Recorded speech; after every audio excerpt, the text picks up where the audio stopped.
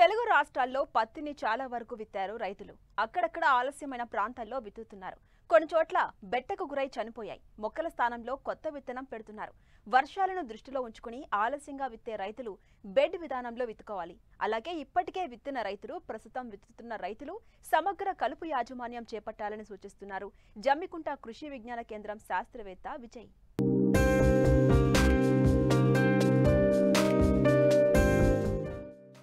ప్రస్తుతం పత్తి పంట వివిధ ప్రాంతాల్లో 10 నుండి 40 రోజుల దశలో ఉంది.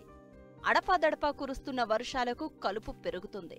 ప్రధాన పంట ఎదుగుదలకు కలుపు అవరోధంగా మారుతోంది.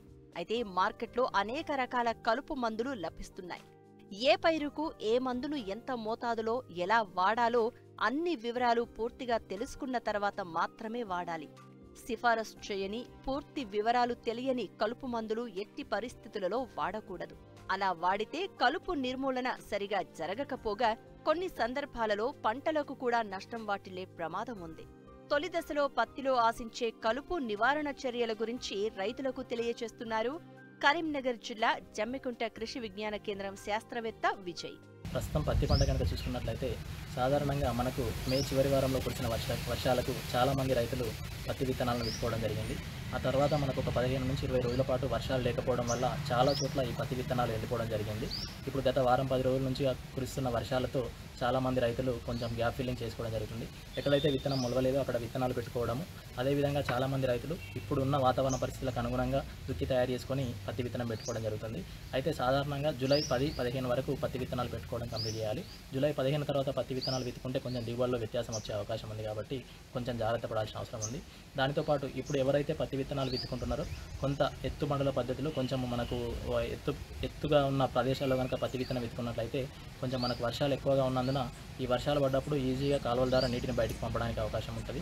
దానితో పాటు కొంచెం కరువు పరిస్థితులు ఏర్పడినప్పుడు కూడా బెడ్ పైన విత్తుకోవడం వల్ల ఏమవుతుందంటే కొంచెం మనకు ఈ నీటి ఎద్దడి అనేది తక్కువగా ఉండి మొక్క కూడా మంచిగా పెరగడానికి అవకాశం ఉంటుంది కాబట్టి కొంచెం రైతులు ఆలోచించాల్సిన అవసరం ఉంది.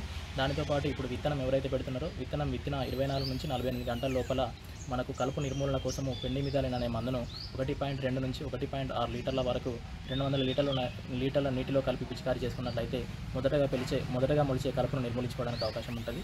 ఎక్కడైతే ఆల్రెడీ ఇదివరకు పత్తి విత్తనాలు పెట్టుకొని 20 నుంచి 30 రోజుల దశలో ఉందో అక్కడ ఆ పత్తి అటువంటి చోట్ల కనుక చూసుకున్నట్లయితే మొలిచే కలుపును నిర్మూలించడానికి మనము కలుపు 2 నుంచి 4 ఆకుల దశలో ఉన్నప్పుడు మనకు సూచించిన కలుపు మందులను పిచికారీ చేసుకుంటే కలుపు కొంచెం తగ్గడానికి అవకాశం ఉంటుంది.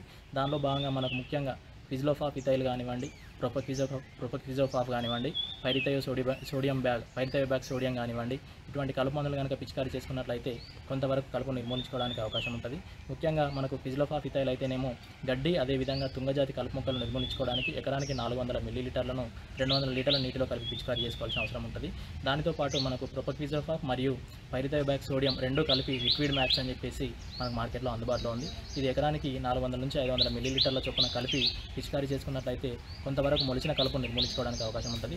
అయితే చాలా చోట్ల నల్లరేగడి నీళ్ళలో ముఖ్యంగా ఇప్పుడున్న పరిస్థితుల లోపల కొంతవరకు నీరు నిల్వ ఉండడం వల్ల మొక్కలు మొత్తము కొంచెం ఎండిపోవడం జరుగుతుంది. కాబట్టి ఎక్కడైతే నీరు నిల్చున్నాయో అటువంటి చోట్ల కొంచెం కాలువలను ఏర్పాటు చేసుకొని ఆ నీటిని కాలువల ద్వారా బయటికి పంపినట్లయితే మొక్క పెరగడానికి అవకాశం ఉంటుంది.